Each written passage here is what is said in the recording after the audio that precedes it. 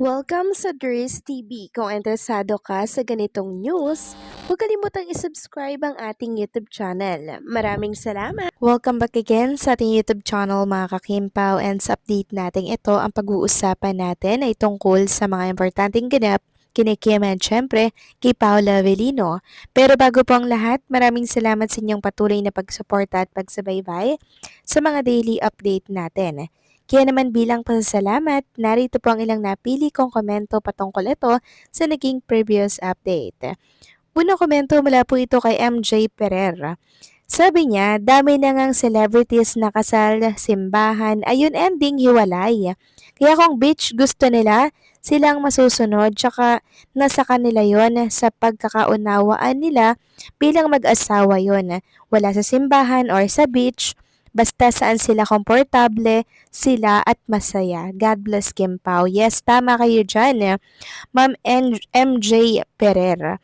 Wala po yon sa simbahan or sa beach or sa kahit anong kasal pa yan. 'Di ba?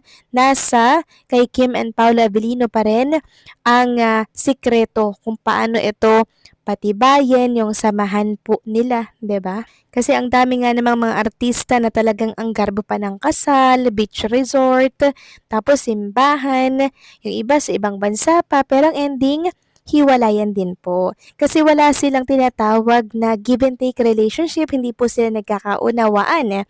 'Di ba? Yun talaga yung sikreto para po tumagal or mas tumagal at humaba ang inyong samahan. Dapat may tiwala kayo sa isa't isa, give and take relationship, huwag makasarili. And tingin ko, mga kakimpaw, na kay Kim and Paula Avellino yun.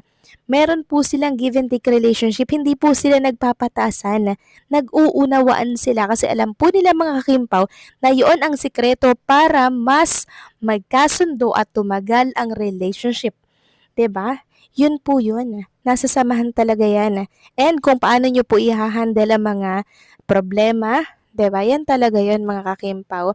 At matured na po si Kim and Paula Avellino para malaman talaga yung mga ganyan. And alam ko, yan po ang isa sa mga pinaprioritize nila. So maraming salamat sa komento. Ginang MJ Perer, God bless po and mabuhay kayo. Next comment naman mula po kay Ginang Corazon Carilla. Sabi niya, Ma'am Ders, kung sakali silang ikakasal sila Kim Chu at Paula Avellino, sana lang sa simbahan kasi si Kim Chu paladasal at nagsisimba siya. And ang marriage is si sacrament yan. Maraming luluwas, Ma'am Ders, kung kakasal na ang Kim Pao at isa na ako doon. Pinag-uusapan na nila, Ma'am Ders, tungkol sa kasal nila kasi tinutokso na nila lagi si Kim Chu, sila Kois niya, and si Vice Ganda. Ma'am Ders, ang saya-saya ng mga solid fans ng Kim Pao forever, lalo na ang mga seniors sa buong mundo. Kung magaganap na ito, sana this year na. Magpapasalamat na ako sa ating Panginoon at dinidinig niya ang mga dasal natin na para sa kanilang dalawa. Ma'am Ders, Kim Chu and Paolo Avellino, sana love-love lang tayong lahat at walang kokontra. So maraming salamat sa komento, Ginang Corazon Carilla. This year, 2026, mukhang wala masyadong nakaschedule sa kasal kasi alam po nila mga kakimpaw na pangit magpakasal ngayong 2026. Sana mga 2027, 2028, 2029 or 2030 mga kakimpaw. Yan, abangan natin yung mga year na yan. Baka dyan po sila magpakasal mga kakimpaw. So kung ano man po at saan sila ikakasal, bahala na sila doon. Basta sila nagpakasal mga kakimpaw at bumuo sila ng pamilya. Dahil yan po talaga ang kulang na lang sa kanilang dalawa kasi malapit na silang mag-40. Kailangan na syempre ng alam nyo yun, anak mga kakimpaw, anak na matatawag na sa kanila talaga. So maraming salamat sa komento, Ginang Corazon Carilla, God bless and mabuhay kayo.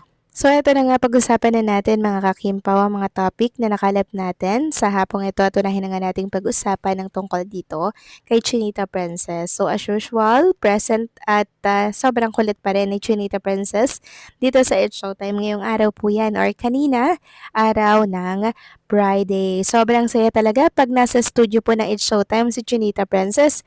Talagang bungis-ngis dito, bungis-ngis doon na talaga namang nakakahawa po sa mga manonood. Maging sa mga team online na team bahay, si Kim Chu po talaga yung inaabangan po nila mga kakimpaw. Kaya masaya na naman at buong araw ng mga seniors natin kasi namimiss po nila ang Kim Pao. Buti lang andyan si Chinita Princess sa It's Showtime. Samantalang next topic naman tayo mga kakimpaw. Pag-usapan natin itong nakita ko po sa X. So nag-compile sila doon ng mga picture ni Kim and Paolo since nung nagkasama po sila dito sa showbiz industry. And talaga namang nakakaiyak po yung kanta mga kakimpaw dito. So ito po ay mula sa post ni Ma'am Elsie. Sabi niya, ang sarap lang sa piling na naabot mo yung pangarap mo dahil sa pagtsatsaga, sa paghintay at pinaghirapan mo bago mo nakuha. Kasi ita-treasure mo talaga at hindi mo hahayaang mawala. Tapos yung mga picture na yan ni Kim and Paula Avellino habang nagpa-plush, meron pong song mga kakimpaw na talaga namang yung song na parang pangkasal na talaga mga kakimpaw. Nakakadala actually. Sabi naman po ni Zelma na nag-repost, ang cute, love ko to.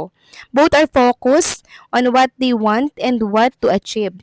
Heavens brought them together, and our heart is full as we witness the fulfillment of their dreams and long-lasting happiness. We love you, Kim Pao. Kim Pao pa rin 2026. At ito pang isang good news mga kakimpaw. Meron po tayong nakita sa Facebook at maging sa X, nakikita na din po natin ang picture na to ni Kim and Paula Avellino. Sobrang sweet nilang dalawa dito. And parang ito isa sa mga behind the scene or BTS ng The Alibi or what? Correct me if I'm wrong na lang kasi nakita ko lang naman to mga kakimpaw mula sa post ni Jem Garingala. Sabi niya, lovely couple. So, nakita ko yung picture. Syempre, Paula Avellino, tinignan ko. Tapos yung kamay ni Kim Chiu nakapatong po sa pinakang bisig ni Paula Avellino. Talaga, kino-confirm na nila ang meron. Ang kung anong merong relationship meron sila mga kakimpaw. Ayan, no? Sobrang sweet nila mga kakimpaw. Alam ko hindi nyo kakayanin na naman to kasi isa ito sa mga BTS, mga kakimpaw. Ayan po oh. Nakamas pa nga dyan si Chinita Princess samantalang si Paula Avellino talaga namang proud na proud sa kanyang Chinita Princess. I'm sure mga kakimpaw ang dami po nilang picture together sa kanilang cellphone na mga katulad nito at higit pa dyan sa kaswitan na yan mga kakimpaw. Pero syempre, hindi po yan ilalabas ni Kim and Paolo Avellino. Kasi ang gusto lang nila mga kakimpaw ay meron silang privacy pero masaya po sila. No? Hindi sila secret pero may privacy naman sila. 'Di ba? At least hindi naman sila secret at pinapakita naman po nila sa atin kung ano yung meron sa kanila. 'Di ba? Pero may privacy, 'di ba? Kumbaga, kung ano yung gusto nilang ipasilip, yun lang yung ilalabas nila. Hanggang doon lang mga kakimpaw.